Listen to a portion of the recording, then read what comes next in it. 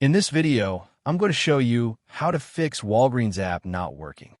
First, to resolve this issue, we will first head over to our device settings. From here, scroll down and tap on General. Once you're in the General Settings tab, look for iPhone Storage option and tap on it. Over here, you can either search for the app or you can scroll down and look for it.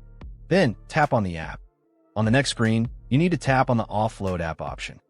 A confirmation pop-up will come up. Now tap on the Offload app option here.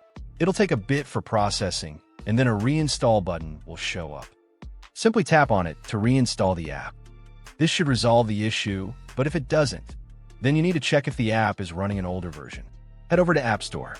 From here, double tap on this search icon in the bottom right corner, and then search for the app.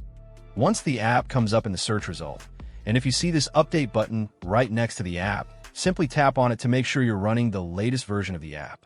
However, if you continue to encounter this issue, then you will need to completely reinstall the app, which usually resolves the problem.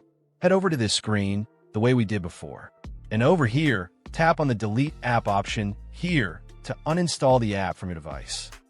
A confirmation pop-up will come up. Now tap on the Delete option here. Once uninstalled, open up App Store and search for the app in the search bar.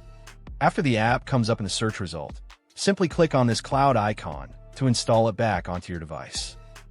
Hopefully, this resolves the issue. If it does, consider sending a super thanks to support our channel. And also don't forget to hit the subscribe button. We'll see you in the next video.